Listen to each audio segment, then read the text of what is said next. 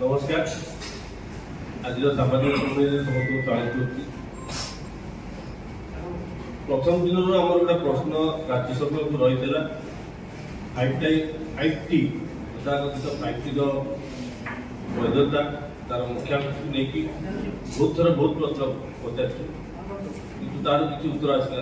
बर मनोमुखी कार्यकलाप बढ़ी चलती एक प्रसंग में आज ये साम्बादिक सम्मेलन उपस्थापन करेंगे राज्य मुखपात्र श्रीयुक्त मनोज महापात्र महोदय और ग्रहर अच्छा राज्य प्रवक्ता ब्रजकिशोर विश्व महोदय मनोज भाई को अनुरोध करी वक्तव्य उपस्थापन करें। आज सांबादिक सम्मेलन में उपस्थित सांबादिक बंधुगण को नमस्कार। एक गुरुत्वपूर्ण प्रसंग आज आमर प्रेस वार्ता आपण मैंने जानते किसी दिन तले बिजु जनता दल तार निर्वाचन इस्ताहार कमिटी कर 38 जनिया इस्ताहार कमिटर सभापति थे श्रीजुक्त चंद्रशेखर साहू पूर्वतन सांसद।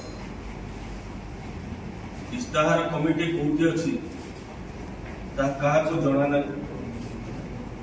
गत काली बिजु जनता दल तथाकथित ट्रांसफॉर्मेशन लीडर जे कि नुआ नेता से एक वीडियो वार्ता ओडिशावासी को जन जे कहार कौन डिमांड्स अच्छी सी जना जदिओ निर्वाचन समय सी जिते बड़े नुआ ट्रांसफॉर्मेशन लीडर होती बिजु जनता दल आनुष्ठानिक भाव जोग आगामी दिन में बिजु जनता दल नेतृत्व नेबे बोली बिजु जनता दल नेता माने कहउछन्ति से शंख भवन में विवृत्ति रखी पारि था। शंख भवन में ओडिशार जनसाधारण को निर्वाचन समय अपील न करी कलिंग स्टाडियम को बाछी जोटा कि संपूर्ण भाव निर्वाचन आचरण विधिर उल्लंघन।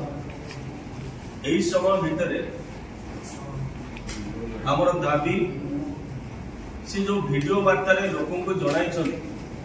कौन सब राज्य में रही समस्या बिजु जनता दल अक्षर अक्षर पालन कर।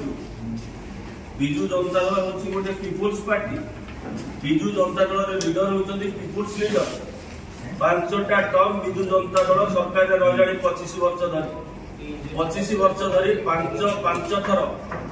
से निर्वाचन इस्ताहार देती ओडिशावासी केबे चिंता करिछि कि बिजु जनता दल जे पूर्व जो 5 थर आम निर्वाचन इस्ताहार देइछु एवं से ताकू आम पूरण करिछु कि जेतेबेले नवीन बाबू ओडिशा राज्यर शासन भार नेले सेतेबेले राज्यर स्थिति केउंटी थिला एवं वर्तमान राज्यर स्थिति केउंटी जेतेबेले संपूर्ण रत्नगर्भा ओडिशा जोटी 480 किलोमीटर विस्तीर्ण बेलाभूमि जोटी हाईएस्ट ग्रोमाइट आमर एटी जोटी सबुठु अधिक आयरन ओर जोटी अधिक कोल जोटी अधिक जल संपद जोटी अधिक समुद्र से सबु राज्य जोटी ओडिशार सबुठु धनी राज्य होता वर्तमान कौन पाई ओडिशा सबुठु गरीबी तले अच्छी जेतेबेले नवीन बाबू आम राज्यर शासन भार नहीं आम राज्य 6टी राज्य उपरे थिला आज गरीबी आम राज्य हूँ सबुठु तले ये कथा ओडिशावासी आगे रखा उचित थिला। भाविचंदी 5टा टर्म आम लोक को एमती भ्रमित करके शासन करिछु आउ कमिंग टर्म से हिसाब से ओडिशावासी को आउ थे प्रहेणिका देखई वर्तमान प्रलोभन देखा चेष्टा कर।